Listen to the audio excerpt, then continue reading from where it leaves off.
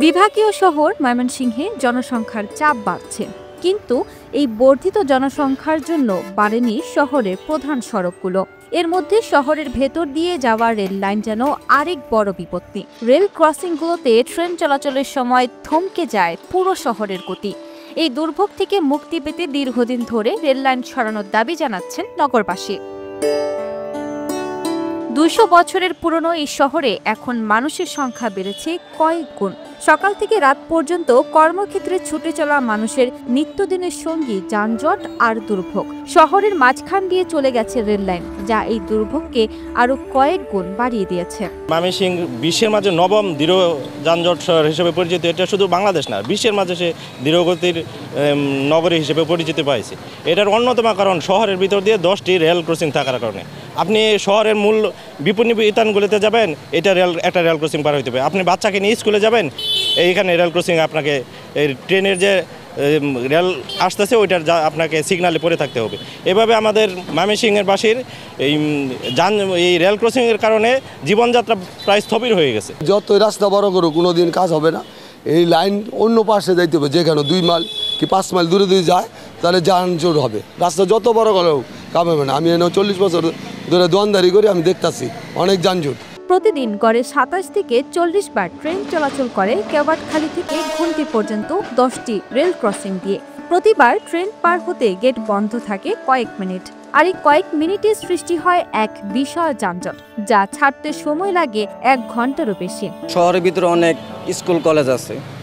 একটা ট্রেন যখন আসে 10 মিনিট আগে সিঙ্গেলটা ফালা, তখন এই সিঙ্গেলটা যদি 10 মিনিট আগে ফালাইলে তাহলে অনেক যানজট বাজে। তো অনেকে স্কুল তো টাইম করা থাকে, স্কুল কিন্তু কারোর জন্য বসে থাকে না, ছাত্রছাত্রীর জন্য। তো অনেকেই দেখা যায় জামের জন্য হাইটে যেতে হয় অনেকটা।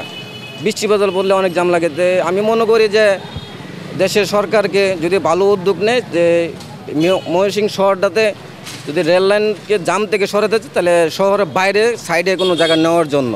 নগরীর যানজট নিরসনে রাস্তাগুলো প্রশস্ত করার বিকল্প নেই। এই সমস্যা সমাধানে শহরের ভেতর থেকে রেল লাইন সরিয়ে নেওয়ার দাবি অনেক পুরনো। তার বরাবর শহরটা গড়ে উঠছে, ফলে শহরের বুক ছিঁড়ে রেল লাইনটা গেছে। তো রেলের ক্রস না করে আপনি অফিস আদালত স্কুল কলেজে যাওয়া যায় না।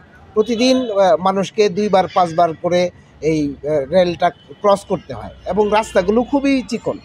এখানে কোনো পরিকল্পনা, মহাপরিকল্পনার বিষয় আসেই নাই, স্বতঃস্ফূর্তভাবে গড়ে উঠছে। রাস্তাগুলো অত্যন্ত সরু, ফলে আপনি যদি ময়মনসিংহ শহরকে পরিকল্পিতভাবে গড়ে তুলতে চান, তাহলে এই রেল লাইনটাকে কীভাবে যথাস্থানে নেওয়া যায় সেটা একদিকে চিন্তা করতে হবে, অন্যদিকে চিন্তা করতে হবে রাস্তাগুলো বড় করার। কারণ রাস্তাগুলো এই মাপের রেখে আপনি যত সমস্যার সমাধান করতে চান, কোনোভাবেই সমস্যার সমাধান হবে না। নগরের ভেতরের সবগুলো সড়ক অপ্রশস্ত, এর মধ্যে রেল ক্রসিং। বিভাগ ঘোষণার পর থেকে মানুষের সংখ্যা বৃদ্ধি পাচ্ছে, এজন্য অন্যত্র রেল লাইন সরিয়ে নিতে হবে। আমাদের এই শহরে মোট 10টা লেভেল ক্রসিং খুব ইম্পর্টেন্ট, আরও আছে, কিন্তু এই 10টা লেভেল ক্রসিং সার্বক্ষণিক আমরা যদি 27টা ট্রেন 10 মিনিট করে ধরে, তাহলে 270 মিনিট বন্ধ থাকে। এবং এই বন্ধ থাকার ফলেই একটা ট্রেন যাওয়ার সাথে সাথেই দেখা যাচ্ছে যে আর একটা ট্রেন আসে, তখন এই 10-20 মিনিট বন্ধ থাকে। বন্ধ থাকলে স্বভাবতই আমাদের এই শহরের যে ইজি বাইক, অন্যান্য যানের আধিক্য এত বেশি, এই পেশাটা রাস্তা নিতে পারে না। আগামী যত দ্রুত সময়ের মধ্যে এই রেল স্টেশন যদি চুরখাই ওইদিকে যদি নেওয়া যায়, যেহেতু এটা সিটি কর্পোরেশন, খুবই গুরুত্বপূর্ণ একটা সিটি কর্পোরেশন, এবং সামনে মেট্রো হবে, সেহেতু আমার পরামর্শ হবে খুবই শীঘ্রই এটাকে চুরখাইয়ের ওদিকে স্থানান্তর করে এই যে রেল লাইনটার উপর দিয়ে যদি 4 লেন রাস্তা করা হয়, তাহলে কানেক্টিভিটি বাড়বে।